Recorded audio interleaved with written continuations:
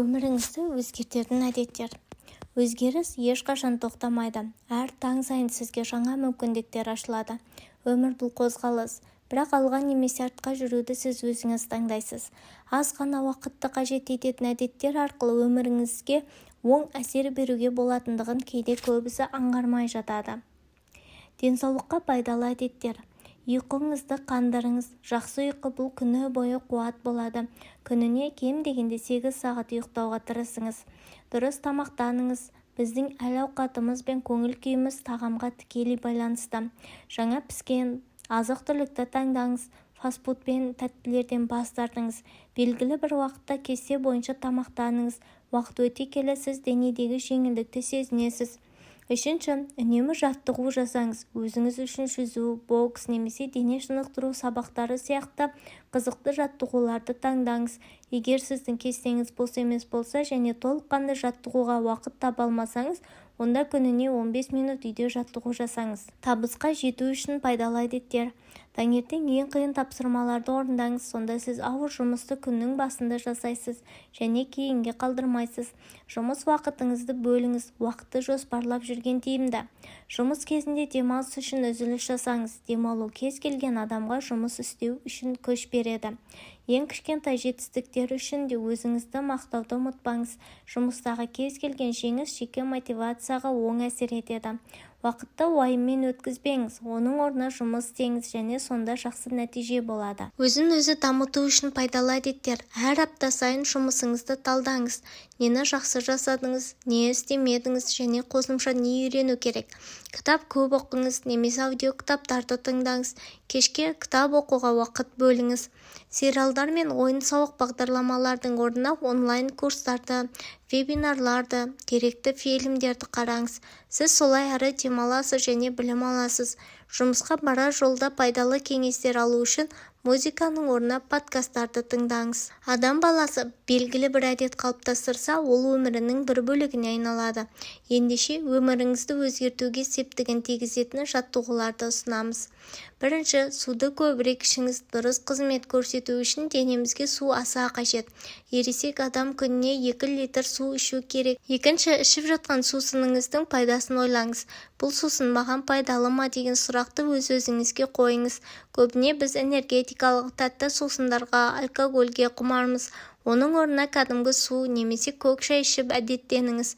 Бұның ағзаға берер пайдасы зор болмақ. Теледидар алдында, көлікте, жұмыс үстелінде, компьютерге қарап отырып тамақ жеуді доғаратын уақыт келді.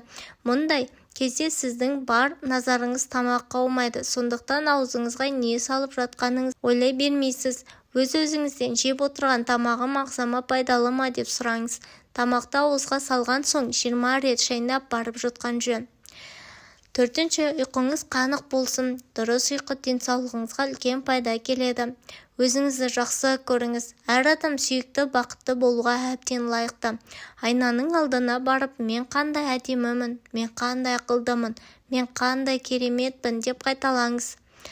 Тіс щеткасын ауыстырыңыз. Қарапайым кеңес болып көрінсе де, бұл өте маңызды әрекет. Әр 3 ай сайын тіс щеткасын міндетті түрде өзгерту керек. Бұл сізге зиянды бактериялардың көбеюінен болдырмайды. Қарапайым жаттығулар жасаңыз. Баспалдақпен жүріңіз. Жуынатын бөлмеде 20 рет отырып тұрыңыз. Түскі үзіліс кезінде орныңыздан тұрып жүріп келіңіз. Жұмыстан келген соң жата кетпей 25 рет отырып тұрыңыз. Тамақ дайындап жатып, үй жинап жүріп билеңіз. Әдеттер сіздің жетістіктеріңіздің фундаменті де, кедергісі де бола алады. Үлкен жетістіктерге жетуді мақсат етсеңіз, дұрыс әдеттерді таңдаңыз. Ең бірінші, күніңізді жымиюмен бастаңыз. Тісіңізді тазалаған бойда айнаға қарап жымиыңыз. Тіпті сылтау таба алмасаңыз да 10 секунд бойына жүзіңізден жымиюыңыз кетпесін. Бұл жаттығу күніңіздің көңілдірек өтуіне кепілдік береді. Серуендеңіз. Facebook немесе WhatsApp'тан қайта-қайта тексеретініңізді байқай бастасаңыз, лаптопыңыз бен телефоныңызды шетке ысырып, қалаған бағытта қысқа серуендеуге шығыңыз. Серуенде ойды жинақтап, миды тынықтыруға көмектеседі. тиімді жоспар құрыңыз. Жұмыс істеуді бастар алдында есіңізге сізге бүгін атқарылу керек. 2 тапсырманы түсіріңіз, тек 2, одан көп емес.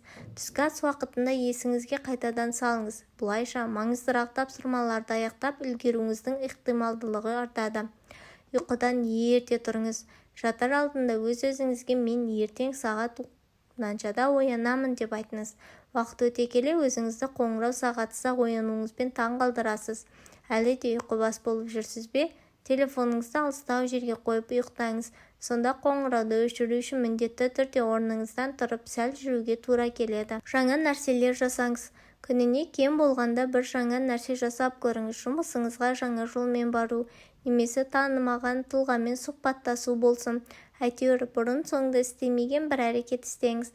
Әуестігіңізді күнделікті өмірдің монотондығымен өшіріп алмаңыз. Сіздерге пайдалы ақпарат болды деп ойлаймын. Міндетті түрде каналға тіркеліп, лайк басуды ұмытпаңыз.